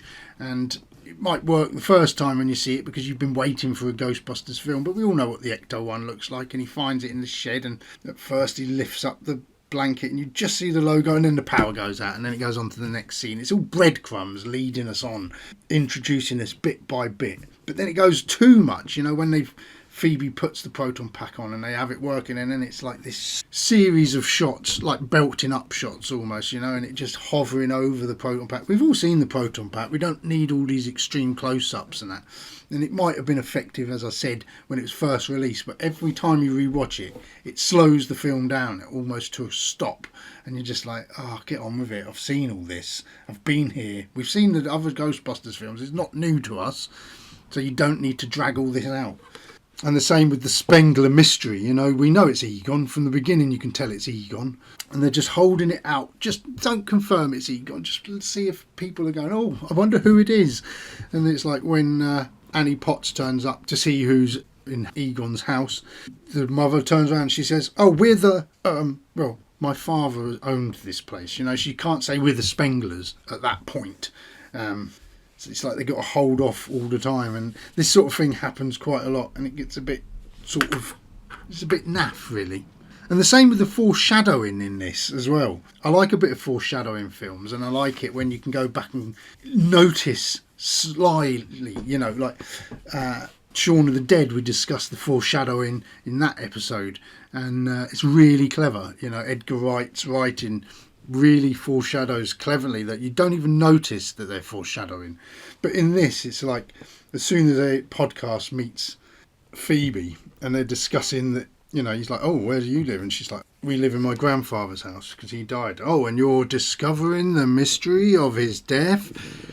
No, but that's where it's going. And then she says, oh no, he died of natural causes or unnatural causes. All right, yeah, you're hammering it home here. We're going to find all this out. We can tell now. And then, they keep going on about the apocalypse, and the apocalypse. It's just not very clever foreshadowing, and it's all things that could have been fine-tuned by like the fourth draft of a screenplay, but it's all a bit blatant here. Now there's some bits in this where they sort of hinting at Phoebe's perhaps a little autistic, but then is that just her reflecting Egon's characteristics? Because she says like that, I don't react to things like normal people, and Egon was very much the same. So I think a lot of people picked up that she's probably on the spectrum. Was it intended to do this, or was she just playing her role as Harold Ramis has played Egon? But yeah, I'm sort of bored of seeing Gozer again. I'm tired of seeing kids in the roles, but like I say, I did like the podcast and Phoebe storyline. I couldn't stand the Trevor and Lucky storyline. That just dragged it down, and it also gives too many characters to drag into the next film, which, as we know, was one of the faults there, because we got all these characters that don't have any place in Ghostbusters Frozen Empire, but they squeezed them in anyway, just so everyone gets to return. But what I do love in this film, one of the things I do love, I love the visual effects. There are some great effects, and they've used sort of practical and and digital again. But I love the original score. I just love that they've gone back to Elmer Bernstein's original score. And that's, you realise when you see this, that's what they should have gone back to in every film. They should have kept that sense, because it's a fun, sort of comical soundtrack, but it's also mysterious and ghostly. It works on so many different levels. But I think every time they go back to the franchise, they just go, oh, we need to get the rights to the Ghostbusters theme tune. And it's not all about the theme tune, you know, and you realise watching this version, that's what we've been missing all the time. It fills the film again, and it does bring back that nostalgia with that. Works really well. I wasn't so keen on Muncher. I mean, it's their own version of Slimer. He was all right. You know, it's a fresh ghost. It's different. Harking back to sort of the real Ghostbusters cartoons, there's loads of different cartoons. So having a ghost that can eat metal and then spit it out gets them out of the jam later on when they're like, you know, Lucky's got them into the police station to get all their stuff out. That was lucky. Oh, but there's a lock. The trap and the proton pack is locked away. There's a prison cell in a prison cell, and she hasn't got the key for that. But, you know, luckily, there's a ghost that can eat through metal. So they release the trap and it releases the ghost, and he eats through the metal and lets their stuff out. So it's all a little bit convenient. As I said, there's so much in this film that I think a second or third draft of the screenplay would have put to bed. There's some cheesy stuff in it, you know, like the line, "Don't we get a phone call when we're in the police station?" And then the sheriff says, "Yeah, who are you going to call?" And then they phone Ray's occult books. I liked seeing Ray and that back in this, but that doesn't make sense to me either. Why would he suddenly not believe anything that Egon's saying? Because him and Egon, you know, they know the ins and outs of all this stuff. I don't think there's any way that Egon wouldn't have been able to convince Ray that what he was pursuing was real. And them turning up at the very end doesn't make sense either. It's like, oh yeah, a little girl phoned me and she's, you know, hardly said anything. But they're like, oh no, it has to be true, then we need to get down there right away and help out at the last minute.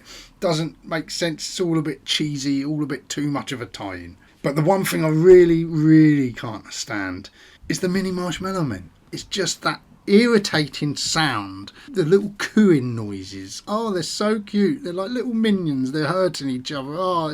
Oh my God. I don't ever want to watch a mini marshmallow man as well. But at least they didn't go with the giant. You know, like in every other Ghostbusters film, you've got like the replication of the Marshmallow Man. You've got it with the big ghost at the end of Answer the Call. You've got it with the Statue of Liberty. Everything's got to be big and, you know, destroy the city. Whereas they don't necessarily go for it in this one, but just to make the Marshmallow Men tiny, just to cash in with the kids, it's another thing that just really puts me off the movie.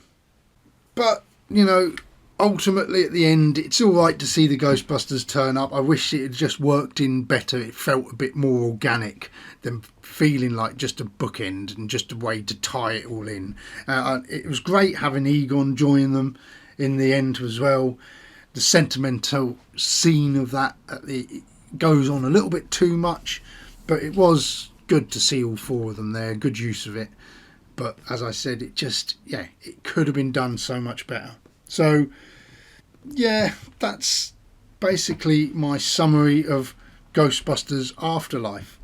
So now it's time to rate Ghostbusters Afterlife via the 7 categories that I've broken each review down into. Story and plot, firstly. As I've said, I think the story needed refining. The plot is just exactly the same as the first film. So there's absolutely no originality here at all. I don't know, you have got like the family dynamic, you're introducing these new characters in a new situation, but I don't find that story very intriguing myself. I don't really, if I'm watching a Ghostbusters film, I don't want to see a family drama. It's not the kind of story that I would personally want from a Ghostbusters film. I don't want to see another Stranger Things influenced storyline. I don't even want to see Finn Wolfhard in another 80s sort of connected series or franchise. I'm sick of it all. It's all very formulaic and it's all getting a bit too familiar. So for that case, I am going to give them a 5 for story and plot. And characters and chemistry as well. As I said, the characters aren't very well defined. They're just squeezing all these characters in just to get certain plot devices accomplished. Okay, so now the new Ghostbusters, you know, there's 4 of them. They are kids. There's Phoebe and Trevor, Lucky and Podcast. But I don't know, the chemistry between Podcast and Phoebe was quite good in this one. The Trevor and Lucky storyline, as I said, was dull. The parents, you know, Callie and Paul Rudd's character doesn't do anything for me. And the sort of the use of the Ghostbusters as well, just none of it makes sense. So I'm going to give that as low as a 4, you know, because I really don't like this film. I find it dull to watch it. The tone and the humour is mediocre. There's no real laugh out loud moments. Some of the best comedy comes from Podcast, Paul Rudd, I suppose, but none of it's really that great. So I'm going to give that a 5, you know, because it is completely middle of the road. So the villain of the piece, I'm just bored of Gozer. I don't want to see Gozer and the Terror Dogs and things again. You know, it's all Reitman. Jason Reitman says, "Oh, this is a Christmas present to the fans, and you can unwrap." You know, basically you unwrap the movie as you go. You're basically just unwrapping the first movie, and I just find it dull. So I'm going to give that a 3. Definitely the lowest. To me, I don't want to see a repeat of the first movie again.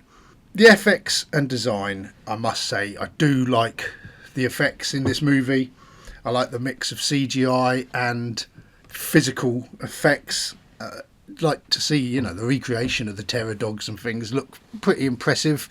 I like the few alterations to the Ecto one, you know, with the gun seat coming out and stuff. So I'm going to give the FX and design a 7.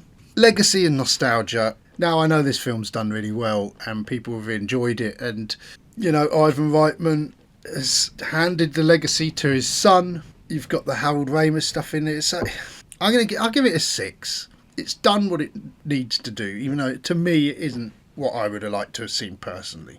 And rewatchability, I can't rewatch this film like I can any of the others because of it's so teasing and drawn out to things we already know have been established. And once you've seen the film, those bits become boring. In fact, I find it really difficult to, when I've rewatched this film in the past, to even get past the opening sequence with Egon before the film starts. I've turned it off there several times and haven't sat through. This is the first time I've sat down and watched it just for this review in a long time. And so, yeah, rewatchability for me, I'll give it a 4. So let's top those totals up and we'll see what Ghostbusters Afterlife gets. Not very impressed by it. 34. So just below average for me there. Sorry if you like that film and you thought it was a good return to the Ghostbusters, but personally I myself wasn't overly impressed. Alright, Ghostbusters Frozen Empire next then. So in Ghostbusters Frozen Empire from 2024, the most recent of the Ghostbusters movies to date, the Spengler family, Callie, Trevor and Phoebe, return to New York City to continue their late grandfather Egon's legacy, reviving the Ghostbusters operation in the iconic firehouse. They're joined by seasoned Ghostbusters Winston Zeddemore and Ray Stantz, along with their ally Gary Gruberson, as they work to keep the supernatural in check. Their latest challenge arises when an ancient artifact is discovered, unleashing a powerful entity that threatens to cover the city in an eternal freeze. As ghostly activities surge, an apocalyptic cold wave begins to consume New York, turning the city into a supernatural ice age. The team must race against time to understand the origins of this chilling force and find a way to stop it before it brings about a frozen doomsday. With an expanded Ghostbusters team, new technology and a battle against one of the most formidable supernatural threats yet, Ghostbusters Frozen Empire blends nostalgia with fresh energy, delivering a high-stakes adventure that tests both veteran and rookie Ghostbusters alike. So, I must say, when I saw Ghostbusters Afterlife trailer, it gave me a sense of like the cartoon. It was an original idea, seeing New York City freezing like that. Again, the trailer didn't have any comedy in it, which I think it's an important part of Ghostbusters, isn't it? And also, there was, but it did seem original, so I was excited to see this movie. I liked that they'd returned to New York City. That was an iconic part of the original Ghostbusters, so it just seems pointless them going to like the country in the last one just to come back to the city in this one. They should have just carried on in the city. I don't understand why they've done that. But yeah, I was keen to see this one because I thought, that's an original plot. They should have just done something like that in the last film rather than just completely giving a fan job, the fan service. So when the film came out and I began to see the initial reviews rolling in, I was disappointed but not surprised. So I didn't really go into too many of the reviews. I just saw like the ratings on IMDb and stuff like that, and seeing what people were saying on Letterboxd, and without reading them, just seeing the scores they were giving the film, and it was quite disappointing. But I'm a Ghostbusters fan. I'm going to admit it now, even when they're crap. There's something about the Ghostbusters I love. It was one of my favourite films growing up, so I was keen to see this series revisited. So this movie sort of is a continuation from Ghostbusters Afterlife. As mentioned, we're following the Spenglers. They're known as the Spenglers now, as we return to New York City. So Reitman this time round has handed over the helm, the director's seat, to Gil Kenan, who together they wrote the screenplay of both this and Ghostbusters Afterlife. Gil Kenan, he's a British-American filmmaker. He's best known for directing Monster House, which I thought was a really good animated movie. Kenan and Reitman also both worked on the Saturday Night movie that's also out at the moment, which tells the story of the original Saturday Night Live, the build-up to the first show there, which I can't wait to watch. I'm watching through all the old Saturday Night Lives at the moment. But yeah, Kenan and Reitman, they both sort of keen for this series and keen to give back to the fans as such. But ultimately, they've not, they failed in many ways. The opening sequence I thought was really good. It sort of goes back in time and you see that the firehouse, but as a firehouse back at the turn of the century. And you see the firemen, they go into this room and everyone in this room is all frozen, and then there's this figure clad in this like gold sort of almost Indian get up holding this ball, and it's a great eerie start and it's a good premise. I quite enjoyed it. Then we join the Spenglers as they're going out onto their first mission that we see, chasing the sewer dragon or wherever it is through New York. You see it go past these police, and then the Ghostbusters goes past, and then the police say, "Oh, should we pursue?" And then they're like, "Nah, they've got this." So the Ghostbusters have been accepted by the police at this point in the film. It isn't until, they go around, they're destroying the city, as always, chasing this thing. And then we're reintroduced to Walter Peck as he comes and sort of says, well, she's a child, she shouldn't be, pointing at Phoebe, she shouldn't be part of the Ghostbusters, and then they threatens to shut them down if she's involved again. And the whole bringing back Walter Peck, okay, bring him back. He's now the mayor in this one. It's another throwback to the original series. And, I'm sure as an actor, William Atherton, who's said his life was sort of ruined by Ghostbusters in many ways, because people would always call him dickless and, shout at him for being such a horrible character in Ghostbusters. He's always known for that. Even though he's a good actor in his own right, look back at Spielberg's Sugarland Express. He plays a sort of a mild-mannered love interest to Goldie Hawn as they escape from prison, trying to get custody of their child. Great film. great early performance from him. A role that he was very good in before he became typecast as a bastard in roles like this and in Die Hard films. But I'm sure that as an actor, an aging actor as well, he's getting on. It probably was a nice little surprise to be able to revisit this role. Nice little bit of compensation, a nice little financial compensation, I'm sure, for the troubles that this role brought him originally. And, probably a nice little bit of cash to help his retirement, at this sort of time in his life. I like the idea that, the containment unit is getting full and they're having trouble trapping the ghosts. I didn't like how it then, they're talking to Winston about it, and he says, oh yeah, we've got another containment unit. Did I not tell you about the research centre? When you think that they've probably been established as Ghostbusters in between the two films, some time has passed, the kids are a lot older, and only now are you mentioning the research centre.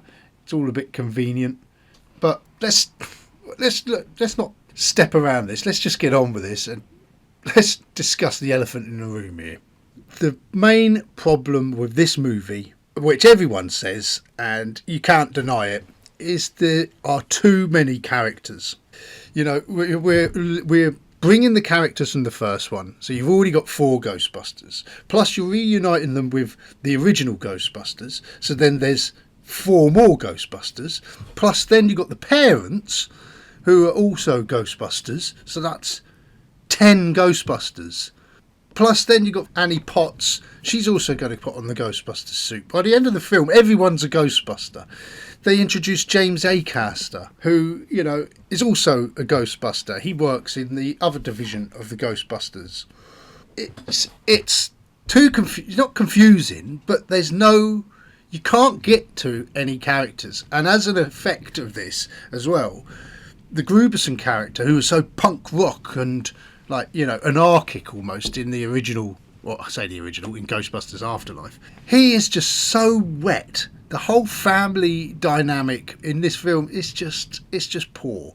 It's dull, it's unintriguing, it's just slow. And his character is just this. It's lost every aspect of his character from the original movie has been watered down and diluted. I mean, it's great that we've got this expansion of the Ghostbusters, even though they've been dissolved. No one's talked about the Ghostbusters. They've said in Afterlife, the Ghostbusters were massive in the 80s. Yet we're meant to believe that even though there's no Ghostbusters, there hasn't been for years, and everyone forgot about the Ghostbusters, and the kids didn't even know about the Ghostbusters, that the Ghostbusters have still been going on, and they've got this whole other area where they're capturing and examining ghosts. So when was this going on? It just, there's a research centre run by Winston Zeddemore.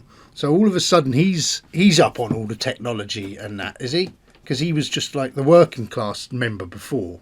I know it's giving him more of a pivotal role in the movie, as, he always felt that his character was sort of undermined and downplayed in the original films. But it just, again, it doesn't make sense, but it fits into what vision Dan Aykroyd always had for this series. He always said he wanted to see a number of different spin-offs of Ghostbusters. He wanted Ghostbusters for kids. He wanted this Ghostbusters empire, and they're certainly trying to build it here.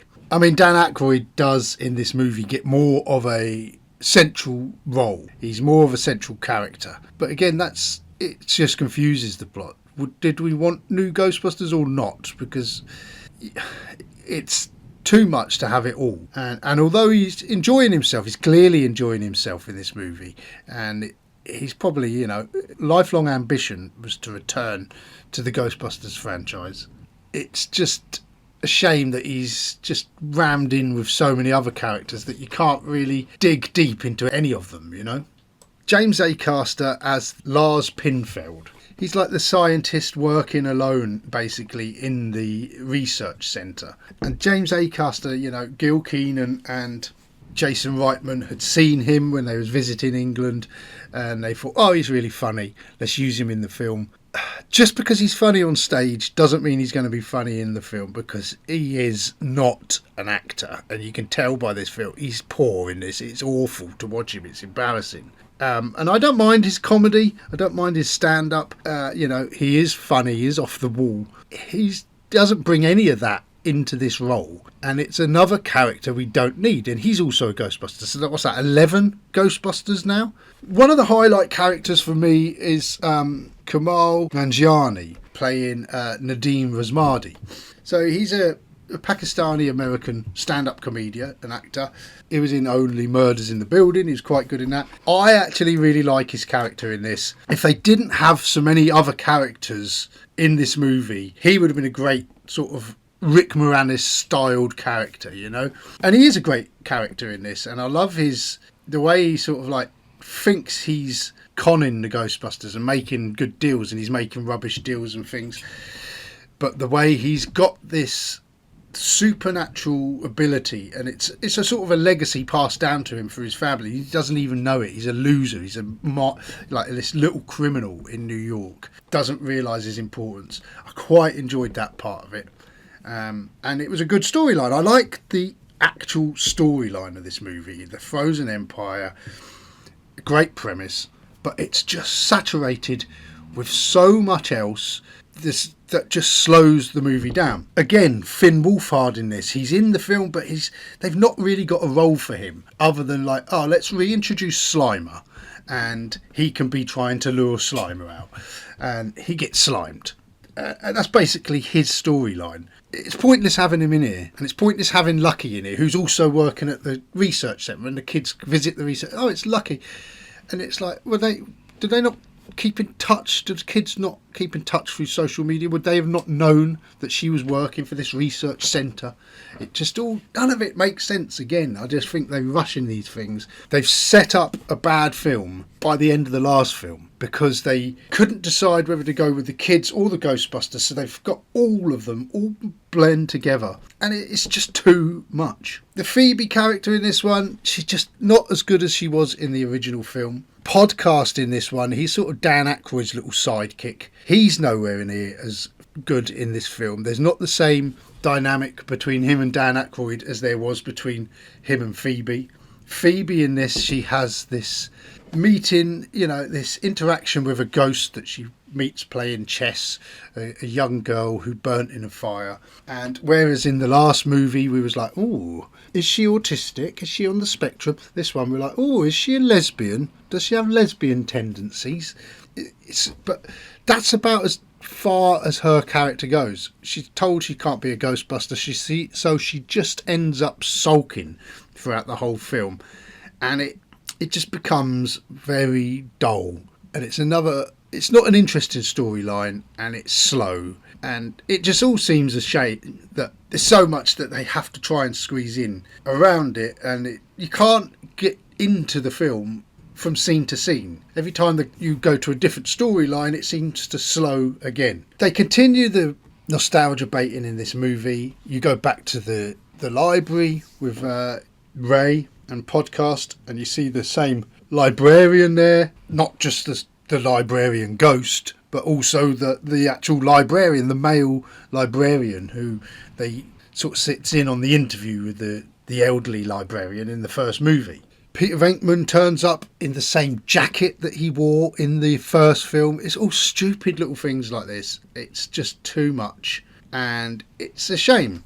There is parts of this film that I like. I like Ray still having his occult bookstore, and now him and Podcast have a YouTube channel where they're evaluating and smashing with a mallet haunted artifacts. Okay, so I don't like that bit so much, the YouTube channel, but I quite like Ray's character and him looking at all these artifacts, and it gives him the chance to return and revisit the Ray Stantz character, the sort of the nerdy scientific babble that he likes to spew. Ray has got the bloody marshmallow men there, studying them from the previous movie, the little mini marshmallow men, so you've got to throw them in again. In the Ghostbusters research centre, there's lots of different types of ghosts that we're watching and they're studying, and there's a new there's new technologies there. I quite find all that interesting, but it's so diluted with everything else that you can't concentrate on the good bits of this film without having to endure so many strands of the film that just drag the film down and just slow the film down. It really is a tiresome endeavour trying to watch this film. I do love that they've come back to the Ghostbusters firehouse, but now it's become more of a family home as well. So you see that sort of there's a living space and all this. I mentioned that you brought Slimer back, and then it wasn't until sort of watching these films again, I don't know if I mentioned this in the Afterlife section, but there's no slime in Afterlife, and slime is a massive part of the Ghostbusters movies. So they try to make up for this in this movie by reintroducing Slimer.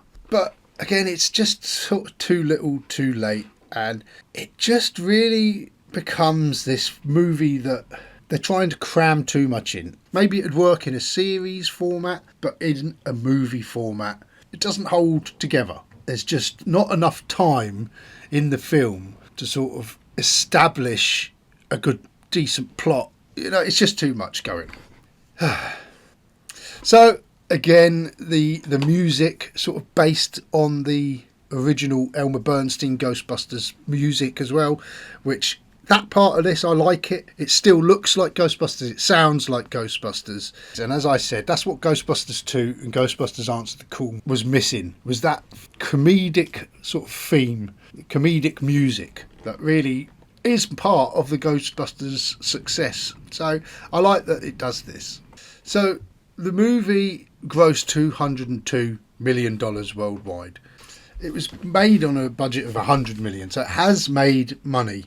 It's doubled its money, but it wasn't the most expensive Ghostbusters film made. That was Ghostbusters Answer the Call at $144 million.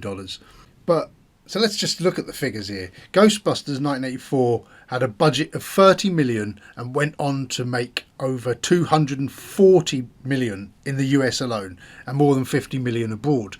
Ghostbusters 2 from 1989 had a budget of $25 million and went on to gross $215 million. Ghostbusters 2016 reboot, as I said, was the most expensive, $144 million, and it grossed $229 million. Ghostbusters Afterlife 2021 had a budget of $75 million and grossed over $204 million worldwide. Ghostbusters Frozen Empire had a budget of $100 million and its domestic box office gross was $113 million, so it barely made its money back before going on to make their $200 million in worldwide box office. But I suppose the distribution takes from that as well. I mean, it's made, as a franchise, it has made well over $1 billion. But, Frozen Empire is considered a flop because a lot of films these days are making nearly $1 billion just in their initial release. Frozen Empire not really making that kind of money.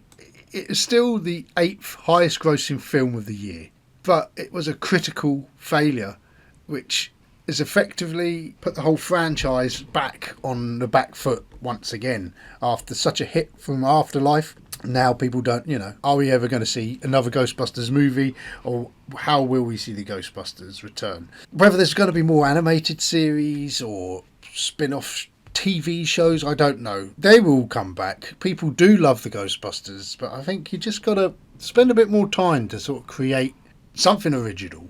It's, and this almost was original, as I said. I was so pleased to see this movie going down a completely different avenue, but it just failed in so many levels. So let's get down to the rating. So, story and plot. As I said, I quite like the story. I quite enjoyed the plot. It was original. It was just sort of diluted with too much else going on. So for that reason, no, I'm going to give it a 7 because it was good that they sort of chose that different avenue to go down. Characters and chemistry, I'm going to give it a 3 because it's just appalling. There is no chemistry in this movie between the characters. There's too many characters. We don't spend enough time with any of them. It's nice to see Ray's stance and Winston have more of a sort of a pivotal role in this film, with, you know, Bill Murray's Venkman turning up just at the end, just to help in the finale. But ultimately, you know, they decided to go down a new route of creating new Ghostbusters, so they should have stuck to their guns and just left the old Ghostbusters out of it rather than throwing them all in. So yeah, I'm giving characters and chemistry a 3. Tone and humour. The tone was confused. Again, there's sort of melodrama there, and with the Phoebe character, it wasn't very funny. Finn Wolfhard's storyline of him and Slimer wasn't very funny. The podcast character now isn't very funny. James Acaster, you know, good comedian, but not very funny in this. Like I said, the highlight for me was the Nadeem character and his performance. He was the highlight of the comedy for me. But overall, the film sort of missed out. So I'm going to go for 4 for tone and humour. The villain, I thought was quite a good villain. Interesting, new. I'm going to go for 6. With the villain. It's a good idea, a good storyline. You know, could have been a good episode of the real Ghostbusters back then. The FX and design, I quite like the effects again. I think I'm going to go 7 for the effects. There are some new designs. I like the reconstruction of the firehouse. Yeah, the effects was quite good. So 7 for that. Legacy and nostalgia. This film's not going to leave a legacy, is it? You know. They've overdone the nostalgia as well. They're just sort of clutching at straws now of what they can do to become nostalgic, you know. Bringing Peck back was one thing, but the Bill Murray coat thing, it just is ridiculous to me. I just can't get my head around. And rewatchability. So yeah, legacy and nostalgia, definitely giving them 3. And rewatchability, I'd be hard pushed to sit through this again, even less than Ghostbusters Afterlife, I think. So yeah, I am going to give it a 3. So let me tot up the totals here, and we'll see. Well, we know where it sits, but we'll have an overall overview of the 4 films in a second. 33. So yeah, it comes out below average and the 4th worst film. So over the course of this podcast, we've established that the films just do get progressively worse. The sequels get progressively worse. In my opinion, it is only my opinion. You might disagree. You might rank them in different ways. But certainly Ghostbusters 2 to me is the highlight. It's the original Ghostbusters. It's the original writers, director. So you still get that sense that it's a Ghostbusters film, even though it was produced in a time when sequels were expected, but they always had diminishing returns and they was never as good as the original. But yeah, so Ghostbusters 2, 48 points. Ghostbusters Answer the Call, 43. Ghostbusters Afterlife for me, 34. Just below the average mark. And Ghostbusters Frozen Empire, 33. So yeah, I would rather see a return and a sequel to Ghostbusters Answer the Call than I would to see another minute of the Spenglers on celluloid, because they just are so dull. They're so wet. They've just ruined this franchise to me. They've tried to throw it to the kids, you know, smother it in like the Minions and the children, and it's become more of this family drama. It's just not what a Ghostbusters film should be in my eyes. I think actually looking back, the one film that I think captured the essence of Ghostbusters so well was none of the sequels, but Men in Black. I just think that's this sort of tongue-in-cheek film with these fantastic creatures, special effects, and the comedy in that, and the success story as well. It very much felt like Ghostbusters when Men in Black came out. You know, it felt new and felt original, and that's why Ghostbusters achieved. But all this time of the Ghostbusters and Aykroyd and that, trying to recapture that success, they're losing what makes it so pivotal. So there we go. I think that's all I need to say on the subject of the Ghostbusters sequels.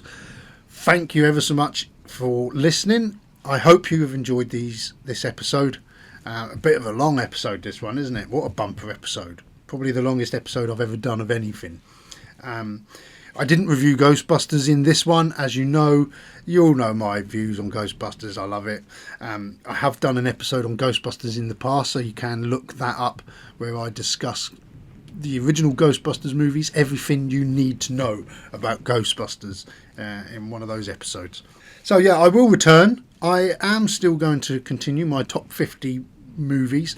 I did start recording the second part of that, and I had a audio malfunction and I just haven't got around to re-recording it. I thought I'm going to do the Ghostbusters because I hate doing things twice, but I will return to that. Also, I've found all my original notes for the next part of my James Bond review series. I watched From Russia With Love, all the special features. I read the book and I was making notes and writing bits and bobs on scraps of paper, and I had them all in one place until we had some building work done and I moved them somewhere safe, and I couldn't find them for ages, but they've all turned up, so I have been cracking on with that as well, writing that up, so that will return as well soon.